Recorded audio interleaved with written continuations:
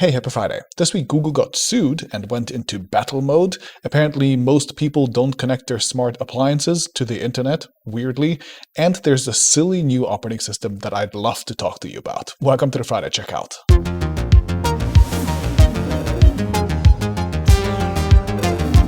This video was sponsored by me because I've just launched a brand new podcast as well as a new class. More about both at the end of the video. Okay, this week Samsung Display made a big deal about new OLED touchscreens for laptops that now embed touch sensors into the display itself instead of needing an overlay, which reduces thickness by up to 11%, though we've had that technology in phones since about 2010. Anyway, the new displays also have a 16:9 aspect ratio, higher resolution, and 120Hz refresh rate, and hopefully these should make their ways into the new Galaxy Book laptops that might be announced next week. Then OnePlus revealed that it will announce an Android tablet called the OnePlus Pad as part of its Cloud 11 launch event on the 7th of February, with OnLeaks showing off some of the renders and the OnePlus event page showing some stuff as well. Thanks to another promotion slipping, we also know that there'll be a OnePlus 11R launched there too, along with the regular OnePlus 11 of course. Then to add to last week's bad news about smartphone sales, this week there's more bad news, with IDC estimating that the holiday quarter, or Q4, was actually even worse than Q3. That is alarming since this is apparently the first time ever that the holiday quarter came in lower than the previous quarter. Also this week in bad news, now even the old school IT giants are doing big layoffs as well, with IBM and SAP laying off a few thousand staff each as times continue to be tough. In better news, Bloomberg showed that global funding for low-carbon technologies totaled more than $1 trillion for the first time ever, and interestingly, renewable energies attracted most of the spending last year, at about $500 billion alone, beating even EVs and charging stations, with China apparently spending the most. Next, in India, a leak showed off that there might be a Coca-Cola branded smartphone that is actually coming out in the country within weeks. Weird. Then this week, ChatGPT apparently passed a US law exam, getting through the nearly 100 multiple choice questions and essay questions, and it scored a C+,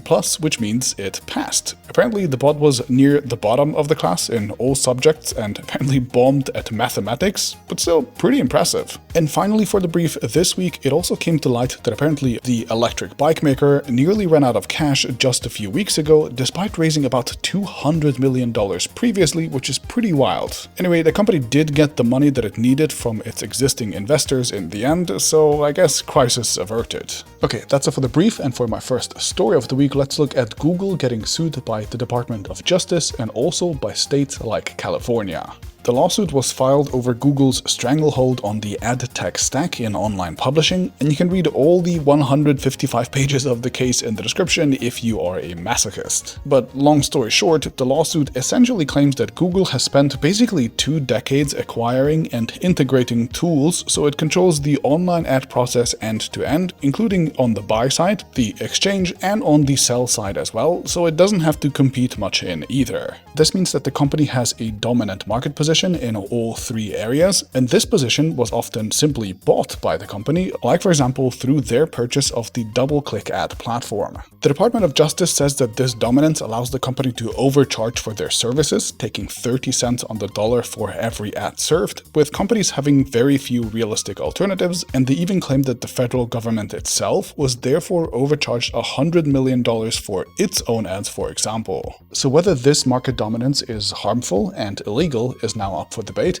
but the kind of crazy thing is that the proposed solution from the DOJ is to actually split up the ad tech business of Google into multiple companies. That means that businesses like AdSense and AdWords would potentially have to be spun off, despite many of the acquisitions behind them being made up to 15 years ago. That's pretty wild. US antitrust law enforcement hasn't really been big on breaking up companies like this in a very long time, and if it actually passes, it could kind of set precedent, or at least it could make it more likely that other big tech companies like Microsoft or Facebook, etc., could have their stuff broken up as well. Now, unsurprisingly, Google seems to have been ready for this. They previously actually tried to head off a lawsuit by offering to separate their ad auction business already, though their proposed solution was just to put it into another company, but still within the parent company Alphabet. So yeah, I don't see how that would have worked. But anyway, Google is now set to be in a battle mode, where the Wall Street Journal said that it has hired high-powered lawyers, including a former litigator from the Justice Department's Antitrust division. And on top of that, Google, of course, also claims that it has enormous competition in the whole advertising industry. I guess that's technically true to some degree at least, but I find it very funny that businesses like these, whenever they get scrutinized by antitrust regulators, they always go like, no, actually our business, terrible. Oh my God, we suck. All of our competitors are eating our lunch. We're doing a terrible job. I think it's funny. Okay, my second story of the week is going to be fun updates on what I think are the worst things that you can find in modern homes: smart appliances. So LG Electronics and Whirlpool both admitted this week that only about 50% of smart appliances are actually being connected to the internet after they were purchased. This means that like half the people who actually buy internet-enabled appliances basically can't be bothered to even start setting them up.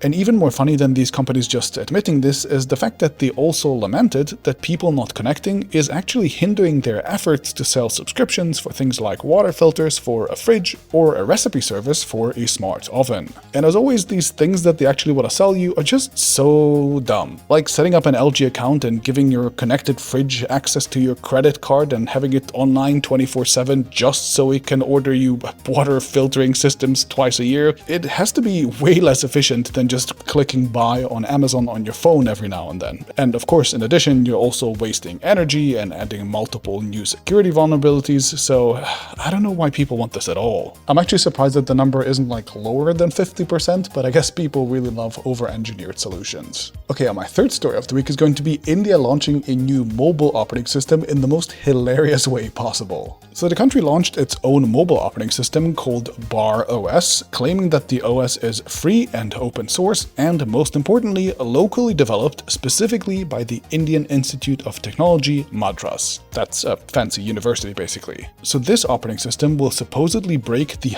iOS and Android duopoly, and according to the government minister for education and the minister of skill development and entrepreneurship, who got involved in the announcement of the OS, weirdly, it is apparently incapable of running malware. He didn't say it was free of malware or not currently running malware, but actually incapable of running malware, which is a big claim. There's no extra details given. Love the confidence. So I have a challenge for you. Some of these screenshots from this magical malware-free operating system have apparently leaked. Try guessing what this operating system actually reminds you of.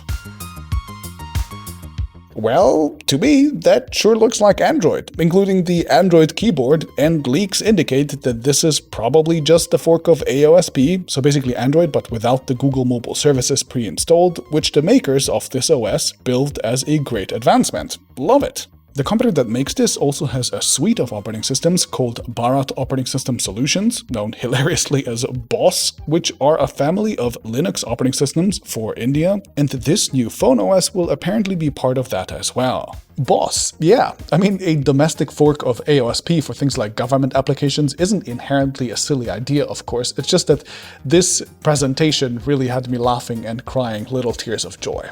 Well done. Okay, and before we finish, I'd like to announce my brand new podcast and class. The podcast first. It's called The Friday Chill Out, and episode 1 is live right now. The idea is that the podcast will publish at the same time every week as the Friday Checkout does, so when you are done watching that, you can hop over to the podcast and chill out with me and my researcher Tristan. We discuss 1 or 2 more newsy topics that we researched this week but maybe didn't get to talk about on the show, or we go more in depth on a topic that we couldn't quite cover completely over here. The whole thing is supposed to take about 25 minutes, and at the end we also have a mailbag section so you can submit your questions and comments and we can react to those. There is a video and an audio version for Nebula subscribers that is available right now and every Friday, and for non-subscribers, the audio-only version will go live every week, but a little bit later, over the weekend. This Nebula first approach helps us fund the podcast, so thank you very much if you subscribe. Links to both the Nebula and the free version are down in the description. And next, let's move on to our class. So in this class, I explain in detail how I make an episode of the Friday Checkout from beginning to the end in about 24 hours, including all of my workflows, how we split tasks efficiently, how we do our research, etc. It should give you an overview of what ultra-efficient video production looks like, and in the class I also show how this process compares to the production on other shows that I do, like TechAltar and Technorama. If you like filming stuff or you just like behind-the-scenes content, I hope you'll find this useful, and the whole thing is of course available on Nebula classes. If you have a direct Nebula subscription, that means you have access to classes for free already, and if you've signed up through the discounted CuriosityStream bundle, then you can simply upgrade to a direct account from there within the app for like $1 a month. So just find the links and the instructions down in the description and you'll be all set. Alright, thanks for watching. Let me know what you think about both the podcast and the class. I hope you like both, and I'll see you next Friday.